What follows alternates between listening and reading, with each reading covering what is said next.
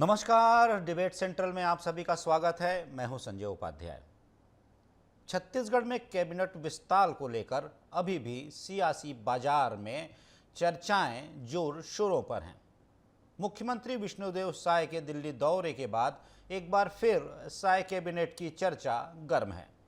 Cabinet विस्तार के साथ ही निगम मंडलों में नियुक्ति के लिए भी तमाम कयास लगाए जा रहे हैं। निकाय चुनाव के पहले कैबिनेट विस्तार एक बड़ा गेम चेंजर साबित हो सकता है, लेकिन इसके साथ ही कुछ सियासी समीकरण ये भी कहते हैं कि यह मंत्रिमंडल का विस्तार इसके पहले भी किया जा सकता है, विधानसभा के मानसून सत्र के बाद। तो अब ये देखना होगा कि पार्टी जो है, संगठन जो है, मुख्यमंत्री जो हैं, वो किस तरीके से इस पूरे कवायद को अंजाम देते हैं, या फिर ये कहें कि ये जो सियासत है, कैबिनेट के विस्तार की जो बातें हैं, सियासी गलियारों में जो बातें उठ रही हैं, लगातार चर्चाएं जो हो रही हैं, वो कब और कैसे थमती हैं। जाहिर सी बात है, मंत्रिमंडल के विस्तार के साथ ही इसका पटाक्षेप हो जाएगा। जो 2 पद रिक्त हैं, बात ये भी की जा रही है कि कुछ विभागों में, दायित्वों में फेरबदल भी हो सकते हैं। तमाम विषय हैं, लेकिन मुख्य विषय यही है कि मंत्रिमंडल का विस्तार कब किया जाता है। निगम मंडल के क्षमा कीजिएगा, निकाय चुनाव के पहले या फिर निकाय चुनाव के बाद। कहीं ना कहीं पार्टी इस पूरी रणनीति पर विचार कर रही है और मुख्यमंत्री के दौरे को लेकर भी इसी प्रकार के अनुमानों का बाजार गर्म है। इस पर आज हम चर्चा करेंगे अपने मेहमानों के साथ। पहले देखिए एक खास रिपोर्ट।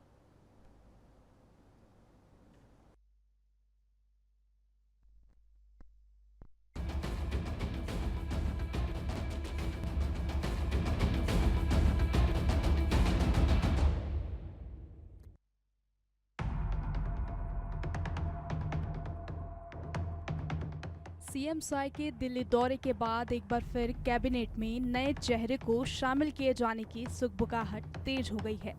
सूत्रों का कहना है कि प्रदेश नेतृत्व ने पहले ही कैबिनेट विस्तार के लिए फॉर्मूला तैयार कर लिया है। बीजेपी अपने सीनियर विधायक को कैबिनेट मंत्री बना सकती है।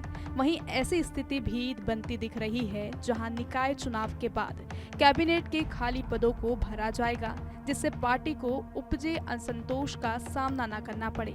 सीनियर नेता बृजमोहन अग्रवाल के इस्तीफे के बाद रायपुर से एक नया मंत्री बनाया जा सकता है।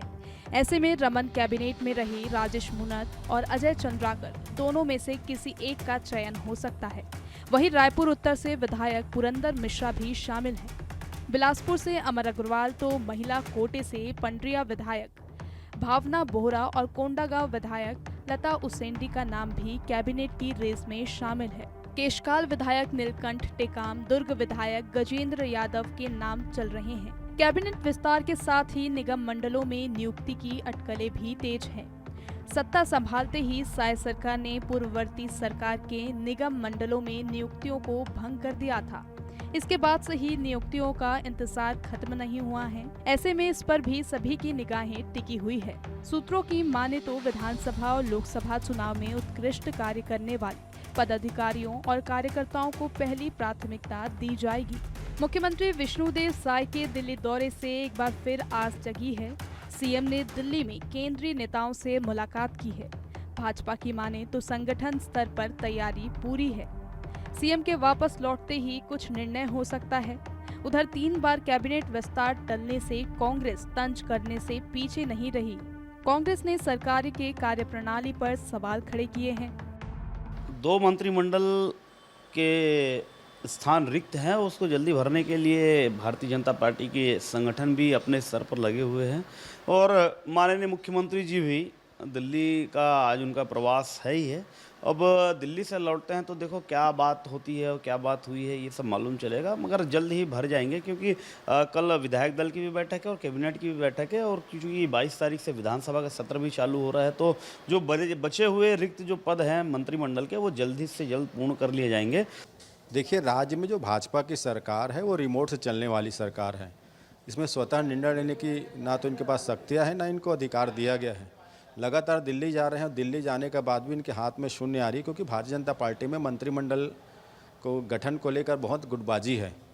शिक्षा सत्र शुरू हो गया, शिक्षा मंत्री नदारद हैं, शिक्षा विभाग में काम ठीक से हो नहीं पा रहा है। विधानसभा सत्र शुरू होना है, 2 मंत्रिमंडल के जो विभाग मंत्री हैं वो पद खाली पड़ा हुआ है। इस पर समझ में आता है ये सरकार ना तो जनता के हित में कोई काम कर पा रही है, ना तो अपने मंत्रिमंडल का विस्तार कर पा रही है। पूरी तरीके से सरकार रिमोट से चल रही है और कठपुतली की तरह काम कर रही है। पक्ष और सत्ता पक्ष के बीच सियासत तो चलती रहेगी, पर सवाल अभी ये है कि प्रदेश नेतृत्व ने मंत्री के चयन में किन बातों को प्राथमिकता दी है और इस बार किस संभाग के मंत्री को जगह मिल पाएगी। अब देखना ये दिलचस्प होगा कि मंत्रिमंडल के विस्तार के लिए किस समय का चुनाव किया जाता है। निकास सीएम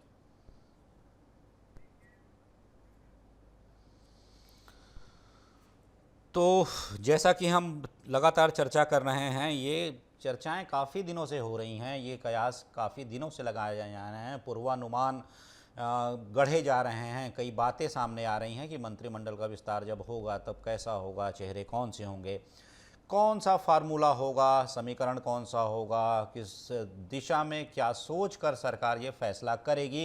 ये तमाम बड़े विषय हैं, लेकिन जैसा मैंने पहले भी कहा था, एक ही बात मैं दूसरी बात दोहरा रहा हूँ। मैं कह रहा हूँ कि भारतीय जनता पार्टी ने विगत कई महीनों से हम देख रहे हैं कि जो बड़े फैसले लिए हैं वो बड़े चौंकाने वाले रहे हैं। कुछ ऐसे फैसले रहे हैं जिसने सभी को चौंकाया है और सियासतदारों को भी सोचने पर मजबूर किया है, सियासी पंडितों को भी सोचने पर मजबूर किया है कि आखिर ये फैसला हुआ क्या और इसके पीछे रणनीति क्या रही होगी। हालांकि धीरे धीरे उन रणनीतियों का खुलासा भी हुआ। ठीक है, ये तमाम विषय हैं, आज हम इस पर ही चर्चा करेंगे, समझने की कोशिश करेंगे अपने प्रवक्ताओं से, वरिष्ठ पत्रकार हैं उनसे। पहले परिचय करा दूं आपका अपने मेहमानों से। वासु शर्मा जी हैं, प्रवक्ता हैं भारतीय जनता पार्टी के। वासु जी, आपका स्वागत है। डॉक्टर शिल्पा देवांगन हैं, प्रवक्ता हैं कांग्रेस की। शिल्पा जी, आपका स्वागत है। और साथ ही साथ के शर्मा जी भी हमारे साथ जुड़े हुए हैं, वरिष्ठ पत्रकार हैं। शर्मा जी, आपका भी बहुत बहुत स्वागत है, समझाइएगा। शुरुआत आपसे ही कर लेता हूं। वासु शर्मा जी, मुख्यमंत्री 2 दिनों से दिल्ली के दौरे पर हैं।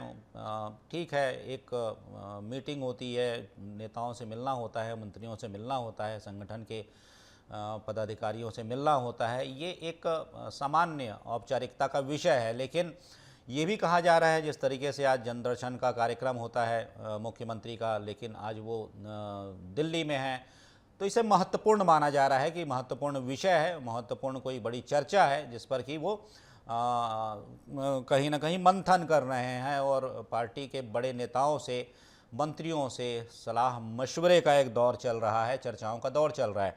क्या जानकारी आप तक पहुंची है वासु जी? आप भी पार्टी के नेता हैं और जो अंदर हो रहा है उसकी जानकारी आप रखते हैं, वासु जी। जी संजय जी, देखिए, मुख्यमंत्री छत्तीसगढ़ के विकास के लिए जी जब जाना होता है केंद्रीय अन्य मुख्यमंत्री मुलाकात करते हैं। और मुलाकात आज आप देखते होंगे कि मुलाकात किया और भी केंद्रीय मंत्रियों से मुलाकात जी कार्यक्रम तय थे मुख्यमंत्री जी के, तो जाना था। राज्य के विकास के लिए उन्होंने योजनाएं पे बात की। जहां तक मुख्यमंत्री के विशेषाधिकार है कि वो मंत्रिमंडल का विस्तार कब करते हैं, बहुत ही जल्द मंत्रिमंडल का विस्तार हो जाएगा। इसकी कहीं पर भी भाजपा में कोई खींचतान नहीं है, कहीं पर भी कोई दिक्कत नहीं है। निश्चित तौर पे मुख्यमंत्री जल्दी इस पे फैसला लेंगे। नहीं वासु जी, ये थोड़ा समझना चाह रहा था कि मंत्रिमंडल का जो विस्तार होगा, आप लोग भी समझते होंगे, पार्टी के अंदर बातें भी होती होंगी कि मंत्रिमंडल के विस्तार में वरीयता किस बात को दी जा रही है, प्राथमिकता किसकी होगी, कैसी प्राथमिकता होगी, किन नेताओं को। जैसा कि हम देख रहे थे कि पहले जो मंत्रिमंडल का गठन हुआ था उसमें सिर्फ 5 वरिष्ठ नेता थे, बाकी जो भी नेता थे वो पहली बार मंत्री बने थे, युवा थे। और हम ये देख रहे हैं कि कई बार इसके पहले भी जो फैसले हुए हैं वो चौंकाने वाले हुए हैं। तो इस बार क्या किसे वरीयता, प्राथमिकता के कौन से बिंदु होंगे जब मंत्रिमंडल का विस्तार होगा, क्या बात होती है अंतर? देखिए संजय जी, आपने पहली बात कही, अनुमान लगाना ठीक नहीं होता है भारतीय जनता पार्टी के फैसलों। तो मैं भी वही कह सकता हूँ कि मेरा भी नहीं सर, हम अनुमान नहीं लगा सकते, आप तो पार्टी के भीतर बैठते हैं, आप तो जानते हैं ना, हम अनुमान बाहर से कैसे लगा लें? देखिए, वही कह रहा हूँ मैं संजय जी, अनुमान आप जितना जानते हैं उतना मैं भी जानता हूँ। ये अच्छा। वरिष्ठ पार्लियामेंट्री बोर्ड फैसला करेगा और वरिष्ठ नेता फैसला करेंगे प्रवक्ता के नाते मुझे जो पता रहेगा मैं वही बात आपको बता सकता हूँ। जी। इसके अलावा क्या क्या ही बताऊं मैं। जी जी, मतलब प्रवक्ताओं को बस इतना ही कहा गया है, इससे ज़्यादा मत बोलिए। जानते जरूर हैं आप, लेकिन बताएंगे नहीं।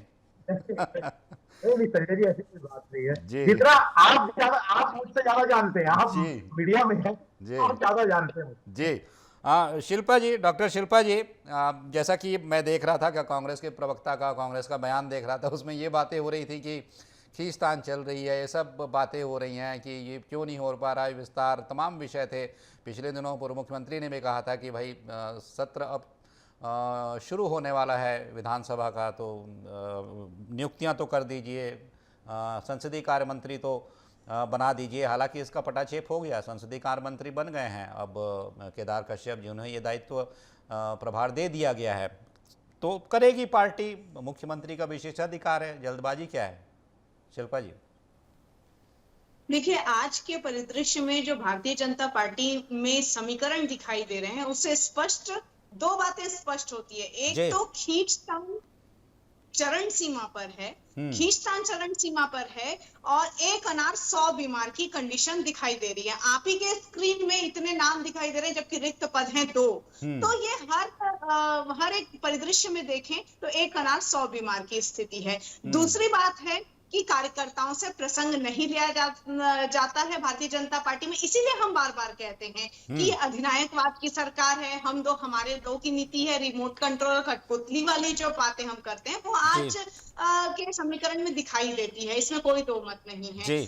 मुख्य रूप से मुख्यमंत्री का विशेषाधिकार होता है, इसमें विपक्ष को बहुत ज्यादा भारतीय जनता पार्टी के आंतरिक चीजों में हस्तक्षेप करने का नहीं बनता है, परंतु हमें कमेंट इसलिए करना पड़ता है क्योंकि ये डायरेक्ट छत्तीसगढ़ प्रदेश की जनता से जुड़ा हुआ मामला है कि जनता को परेशानी हो रही है। आज शिक्षा मंत्री का पद यदि रिक्त है तो भाई महीने भर से जनता को, शिक्षा विभाग में जो लोग कार्यरत हैं, कर्मचारी हैं, जनता है, उनको परेशानियों का सामना करना पड़ रहा है। तो जल्द से जल्द यदि नियुक्ति हो जाएगी और विभागों में सुचारू रूप से कार्य चलने लग जाएंगे तो ज्यादा अच्छा रहेगा। इसलिए सकारात्मक विपक्ष की भूमिका निभाते हुए हमें ऐसा जो है हम कहना चाहते हैं कि जल्द से जल्द वो रिक्त पदों की पूर्ति की जाए और सुचारू रूप से कार्य किया जाए। और एक और बात मैं कहना चाहती हूँ कि भारतीय जनता पार्टी में जिस प्रकार से अभी एक बार के विधायकों को ही बड़ी जिम्मेदारियां दी गई हैं, दे दी गई हैं, और इसका रिजल्ट आप देख रहे हैं प्रदेश में किस प्रकार से कानून व्यवस्था चरमरा गई है, प्रदेश में किस प्रकार से अन्य व्यवस्थाएं जो है वो चरमरा गई है, अव्यवस्था हो रही है, लोगों को परेशानियां हो रही हैं। राजस्व पखवाड़ा इन्होंने लगाया तो दूसरे दिन पटवारी हड़ताल में चले गए। तो संवाद की कमी हो रही है, हर विभाग में संवाद की कमी है, अनुभवहीनता दिखाई दे रही है। तो मैं यही कहना चाहूंगी मेरे हिसाब से कि अनुभव वाले जो नेता हैं, जो मंत्री हैं, उनको उनका हक और अधिकार दिलाया जाए ताकि जनता का भला हो सके। मतलब आप ये कहती हैं कि युवा जो हैं, पहली बार जो चुनकर आए हैं, उन्हें मंत्री ना बनाया जाए, जो वरिष्ठ जन हैं, जो कई बार मंत्री बने हैं, जीत कर आए हैं, उन्हें ही मंत्री बनाया जाए, आप ये कहना चाह रही हैं शिल्पा जी?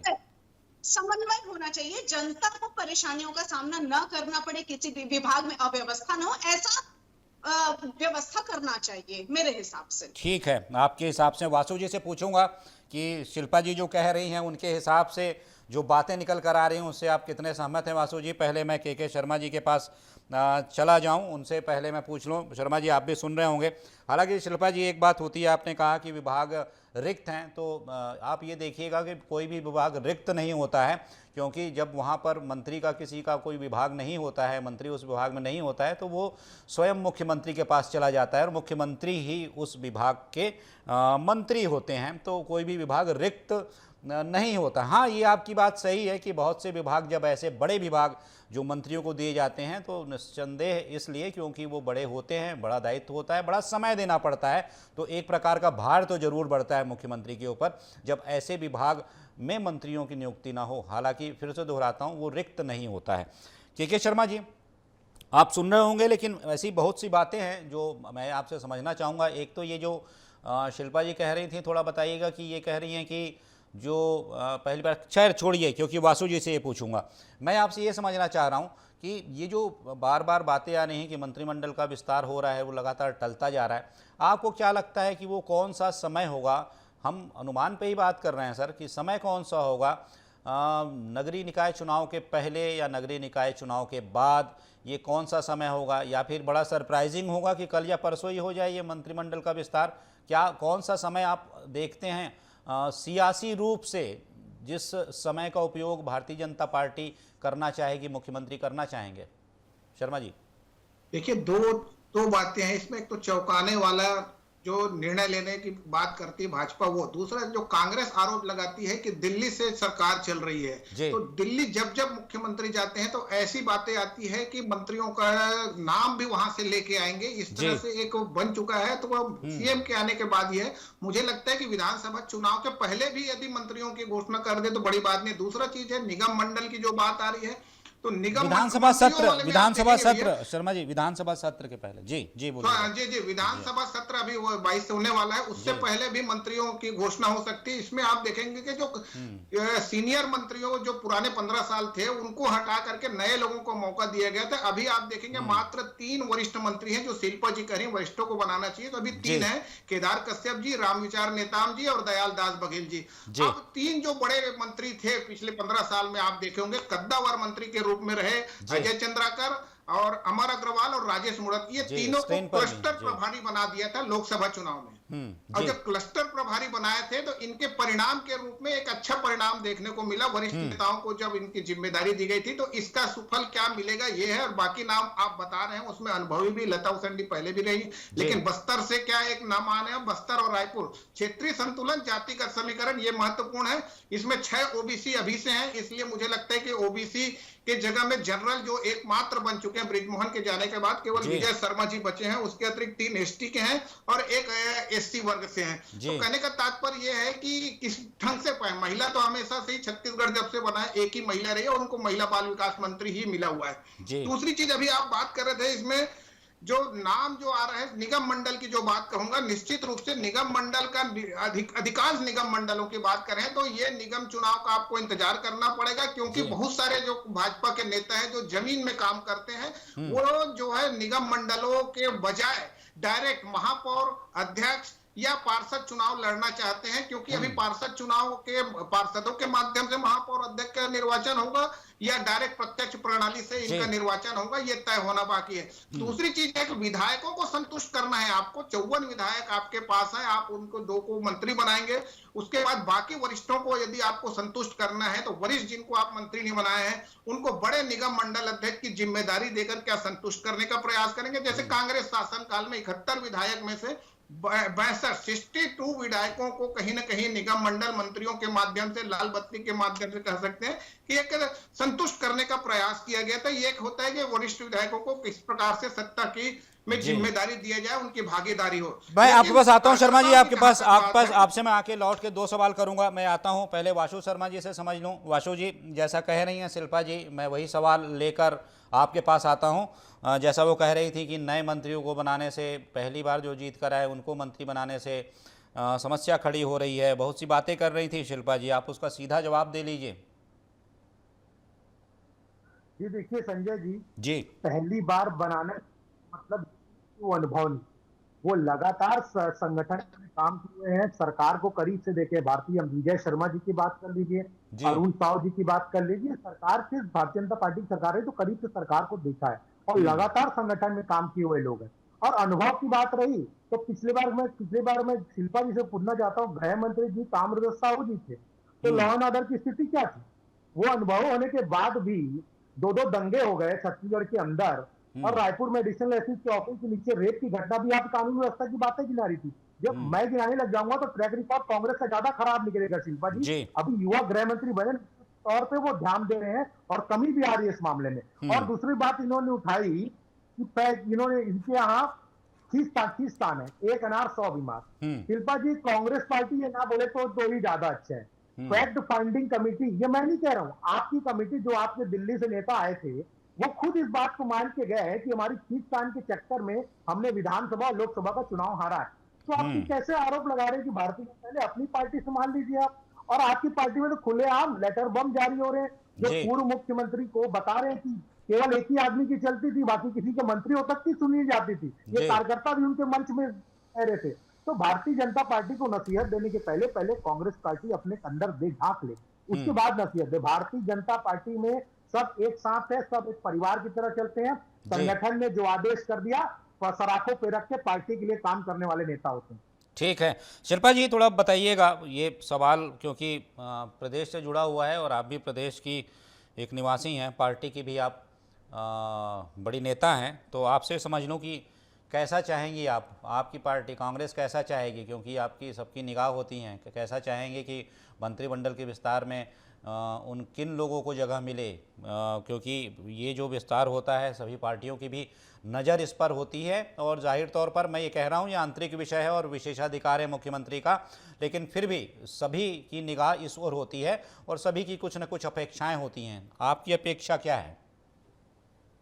देखिए, इनकी कथनी और करनी में हर बार अंतर नजर आता है। ये प्रयोग करके छत्तीसगढ़ का प्लेटफॉर्म को यूज करते हैं, उपयोग करते हैं, और इसी का नतीजा है आज ये माने चाहे ना माने, चाहे कांग्रेस पर आरोप या प्रत्यारोप की राजनीति कर लें, कांग्रेस की तरफ एक उंगली दिखाते हैं तो 3 उंगलियां 4 उंगलियां इनकी तरफ भी होती है। कानून व्यवस्था की यदि बात करें तो आप देख लीजिए ना, 6 महीने में ही कानून व्यवस्था कितनी चरमरा गई है, आपसे हमसे छिपी हुई नहीं है। शिल्पा जी, डॉक्टर शिल्पा जी, इस पर कानून व्यवस्था पर एक बार हम बाद में बात कर लेंगे आप प्रवक्ताओं के साथ, विद्वानों के साथ। थोड़ा मैंने जो पूछा था उसका अगर जवाब दे दीजिए कृपया। मैं उदाहरण बता रही हूँ कि इस तरीके से यदि व्यवस्थाएं चरमराएंगी तो परेशानियां डायरेक्ट किसको होगी? जनता को होगी। तो व्यवस्था न चरमराए, व्यवस्था सटीक रूप से सुचारू रूप से चलती रहे, इसके लिए समन्वय की जरूरत है। ये समन्वय की कमी भारतीय जनता पार्टी के नेताओं में और मंत्रिमंडल में दिख रही है